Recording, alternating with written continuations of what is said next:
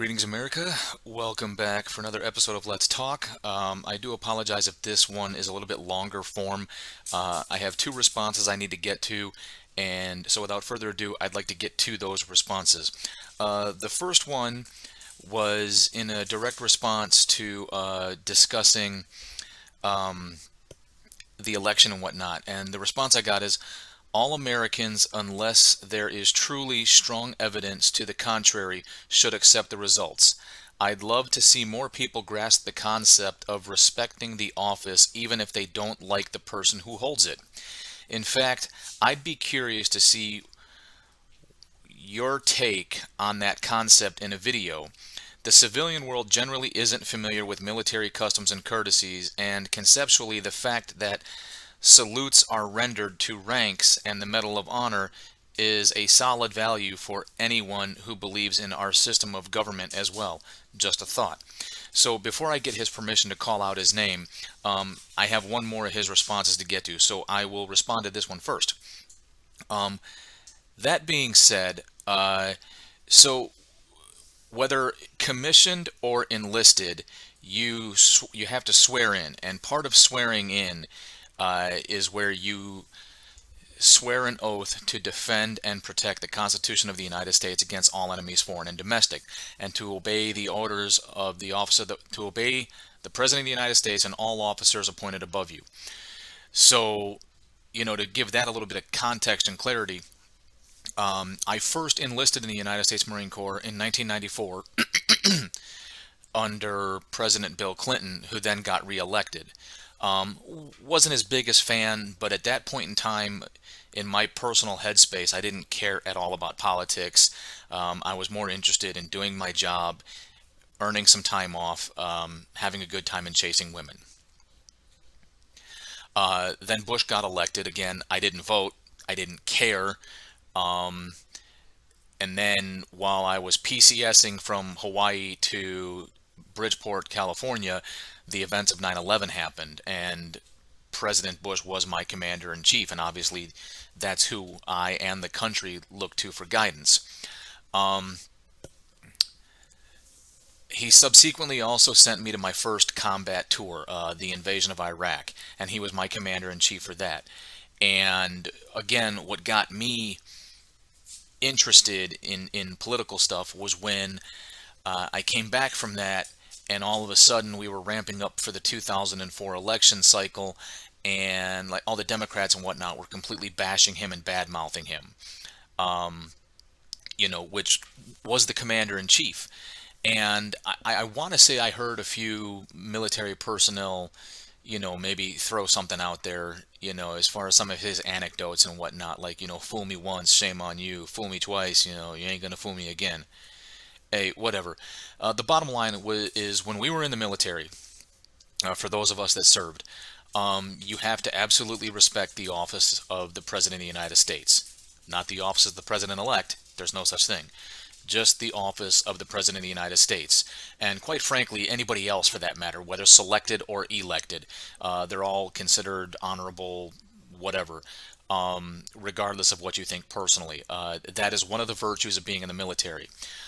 One of my first platoon sergeants, the first platoon sergeant I had when I got cross-decked from 3-3 to 1-3, said, welcome to the Marine Corps. We are a fascist dictatorship that supports and defends a democracy, but we are not a democracy in ourselves. Which I think was a great lesson to be learned, because the Marine Corps is not Burger King. It's not your way right away. And for that matter, the military is not Burger King. It's not your way right away. You don't get to have things how you want it. You either fall in line and obey the rules, or you don't. And that includes, accepting the way things are.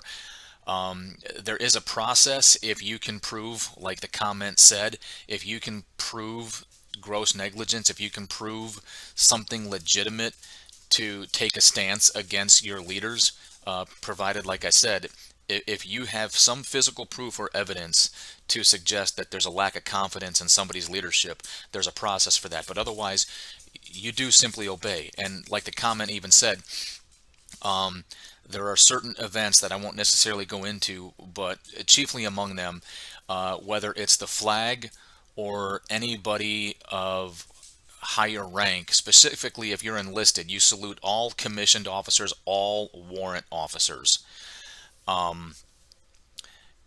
without regard to who they are. And I could tell you after 20 years, there were plenty of people I didn't like, but I saluted their rank because of people who had worn it much better than they have.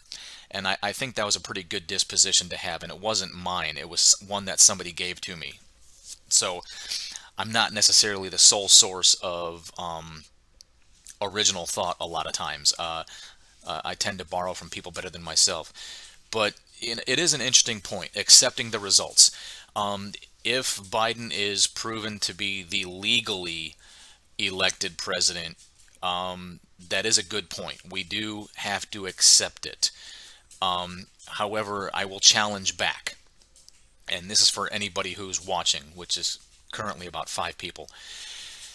Do we, as the other side, the non-Biden voters, do we get to reenact all the exact same behaviors that the left of center took during the 4 years of Trump? The nationwide screamathon, the hashtag not my president, the extreme amount of vitriol on every media platform, be it social, cable, television, you name it. Do we get to form an equally numerically superior body of celebrities that get to trash talk Biden and his presidency? I mean, these are all things fair and equal. I'm not saying it's right, but I'm just saying if you literally go tit for tat, turnaround is fair play, then I challenge everybody to take a close and yet objective look at how the left responded and reacted to the Trump presidency. So in which case, the Republicans should also be allowed to oppose and resist the Biden presidency if he's legally elected. But that goes with that whole turnaround is fair play. Otherwise, the military standpoint, yeah, the military is not going to have a choice. To quote somebody else, it's like prison sex. You don't have to like it, but it's going to happen. Yeah, we should respect the office, which for the last 4 years has not been respected. But we should. We should respect the office. However, I would be very interested to see what actually did happen. Whether there was some legal tomfoolery or not, because either way, I think as it comes to this election, I think we all lose to some degree. I think we all just flat out lose. Either the Democrats did make a valid attempt to steal the election, or Biden was legally elected in spite of some of the individual actions of some Democratic supporters.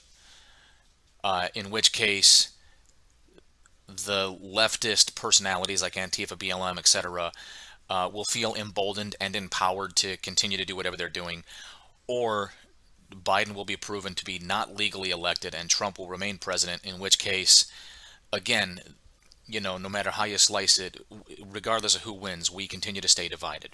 So, you make a very valid point. I do think we should get back to respecting the office and not necessarily who's sitting in it. And then for your second response, let's see here. This one was quite long, so again, I apologize, but I'm going to read it so I can respond to it. This is in a direct response to the latest video I posted regarding COVID-19, the coronavirus. That is a valid set of concerns, and it is truly disappointing that politicians have taken it upon themselves to interfere with the reporting and analysis the CDC can provide.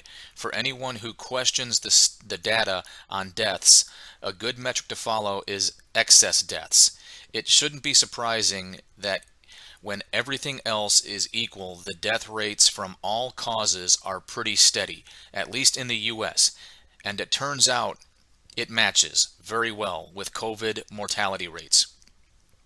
The death rate from COVID is where the decision to shut down comes into play. When lockdowns were enacted earlier this year, they were doing one thing, and that was buying time. Without equipment such as ventilators, mortality rate rose to somewhere around 7%. Italy is the best example because their hospitals filled up and people who needed help couldn't get it. Why does this matter? Let's do some quick math. The observed chance of becoming infected for anyone exposed to COVID is about 70%. And for the sake of argument, let's say only 2% of infected people actually die. With 350 million people in the US, that would mean 4.9 million dead. As I've described it to people who have advocated for just letting it play out, that would literally mean bodies in the street. It's safe to assume people would panic and it would be a bad scene. I can't argue with that. Masks are actually quite effective, but compliance is an issue. If everyone wore masks, and I mean properly, they would slow the spread close to the level of a vaccine because they're about 80% effective. For some reason, my observation has generally been that the people who want everything to go back to normal are the ones who won't wear masks or won't wear them the right way. Either the nose is exposed or it's at the chin, so the mouth and the entire face is exposed. I'm not claiming to be a badass, but I was able to survive and work relatively normally with a sweat-soaked mask in a warehouse environment where the heat index exceeded 100 degrees Fahrenheit. Everyday activities are easy. I'm currently in my second layoff from COVID, and it sucks, especially since this layoff started right after a workers' comp claim that will have me partially disabled for months. So with the looming shutdowns again, finding a new job could be very challenging. A federal unemployment subsidy like before would be nice, but let's answer your question about where the money will come from. We will print it, and we'll expect other countries to pretend we didn't just cause a bunch of inflation. Historically, if that inflation becomes critical, we might just end up having a decent-sized war to erase our debts.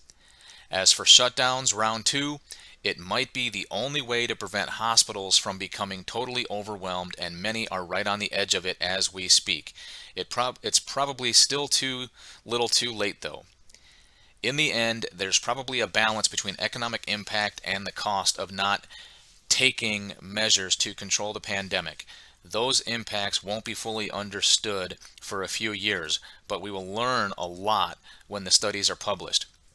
I don't mind posting my responses here, but if you ever want to hit me up, you can DM me. Okay, so quite a mouthful there, and I know my video is already starting to get close to 13 minutes, and I haven't responded yet. So in the video, I had asked several questions as whether or not the response is proportionate to what is actually going on as far as infection rates versus death rates, etc. Facts don't care about your feelings, as quoted by Ben Shapiro. So I also can't argue with the math. 350 million people at a 70% infection rate at a 2% death rate could mean 4.9 million dead. That is a lot of people. That is an extreme amount of American families negatively impacted. Also, it'd be interesting to see what the studies show as far as COVID infection rates, COVID death rates amongst major population dense areas like your major cities, where the population density as far as how compacted people are to one another, how that plays out with the whole COVID thing versus your urban sprawl, where in suburban areas it could be people could be spread out a little bit more. As far as the masks go, I know there are several different opinions on it. I'm not a fan of wearing the mask 100%, just for whatever reason it pushes down on my nose, and then I got hairy nostrils, so then I start to get nasal drip because that's what they're designed to do. So it's inconvenient at best, but I can do it if it means securing the capacity to carry out my daily life. If it means the ability to go back to work and generate a living for my family, I'll wear the mask. I don't care. It's not the hill I wish to die on. It's a frickin' mask. All right, I should probably make these videos with a mask on because let's face it, I'm not that good to look at. But I did do rather well with my wife. Personality can go a long way. Yeah, the mask, it is what it is. It doesn't bother me. Social distancing, fine. There's so many people I don't really like and have a hard time tolerating to begin with. We could use some distance from each other. But putting a little humor aside, you know, I am more agreeable with, say, complying with certain behavioral things like wearing a mask and maybe trying to manage some social distance than I am succumbing to some form of martial law where the National Guard and the active duty military and the reservists are activated, and there's martial law in the streets, ensuring people are locked up in their homes not doing anything.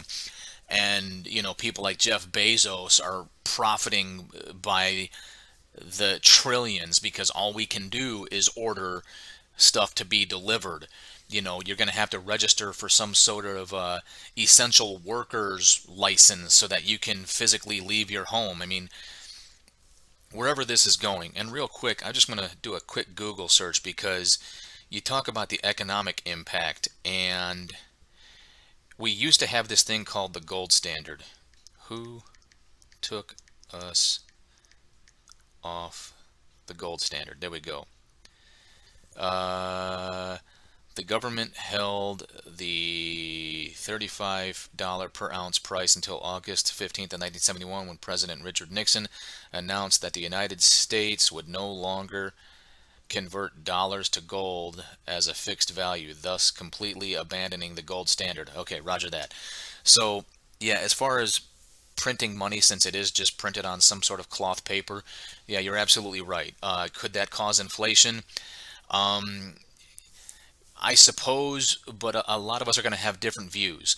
So, in the days of old, for those who may be too young to know or remember, your dollar had to be associated with some form of physical wealth, like precious metals. So, if the United States claimed to be worth $1 trillion and every one of its currency could only max out at $1 trillion between pennies, nickels, dimes, quarters, any form of currency, we could not exceed $1 trillion. It's because whether at Fort Knox or some variation of that, and I'm paraphrasing the hell out of this, we only had $1 trillion in gold or other precious metals. So at some point, Richard Nixon took us off the gold standard, and I don't know how it works now. I assume our economy is what overall determines our perceived wealth, and also controls how much money we could technically produce, or how much currency we can have in circulation. Um, it still doesn't quite answer the concern, because if we have a set currency rate, like let's say currently it's set at 4 trillion, and we have this mythical piggy bank, the treasury, where we're going to use to attempt to assist people in the form of payments because they can't work. Well, remember, you have taxes that replenish that treasury fund. You have income taxes, and then you have sales taxes. I imagine if many of us are not working and we're having to rely on stimulus, we're probably not going to be spending as much other than what is absolutely necessary. As far as I know, I don't pay taxes on the water bill. I don't pay taxes on the electric bill. I don't pay taxes on cable or internet or whatever. I know I pay taxes on my home. That's about it, as far as major necessities go. And then groceries, of course, there's a sales tax. The point is, I'm not an economics major, so I don't know if sales tax would be enough to replenish the coffers if we continue to try to assist the Americans with all these bailouts. And that kind of bleeds into other topics of conversation like minimum wages, living wages, etc. We are too big a country. The number of people that potentially would not be contributing to the coffers to provide other people who can't contribute. So there's the workers, and then there's those who don't work. So if we're going to provide non-workers with a living wage, that means we have to have an enormous amount of people who are working and paying income tax off of their earned income into these coffers to be able to afford living wages for other people, like other smaller countries can afford to do. And I think we're just way too big to afford such a thing, especially when we have governments determining who is essential and who's not essential. All right. If all of a sudden you convert the non essential workers into a much larger number than the essential workers, again, I don't see how we repay back the treasury or wherever this mythical money is going to come from. But again, these are just my thoughts and I'm just responding. Uh, so, yeah, to recap, sure, yeah, the mask, don't care. I'll wear the mask. As you know, if it allows me to go about my daily life, I'll wear the mask. I don't have a problem staying 6 feet apart, but I'm kind of curious, which one is it? Is it 6 feet apart without a mask? Is it 6 feet apart with a mask? In which case, does the mask work? And then, that brings up a whole other slew of problems. What masks in particular? Because then we got to start having a separate governing body of people who take to the streets and they're testing your mask and whatnot. Um, Maybe I'm being a little far fetched there, but it is a valid point. I'm wearing a mask, but is it really an effective mask? And again, to kind of trace it all the way back to the original video, what about building up immunity, whether through a vaccine or building an immunity or catching COVID, being part of the 97% survival rate and developing interpersonal antibodies? The best I could find, and it's from Steven Crowder, is 4 people in the U.S. have caught COVID twice. And then somebody else I talked to, my therapist, her big thing is, for some people who do survive, what are the long lasting effects, like lung damage, etc.? These are all things I don't know. But, like his response and my response, we deserve real truth. We don't need political theater. We don't need politicized hyperbole. We need truths. And I think it's disgusting if we just had an entire election cycle based on political theater and, you know, political hyperbole, and the truth has been left out. I don't know. We'll see. Again, let me know what you think. If you want to keep this conversation going, by all means, we can do that. Um, Otherwise, do whatever you got to do. Like, subscribe, hit the bell. I don't know. I'm learning, so eventually I'll understand what all that means. Thank you.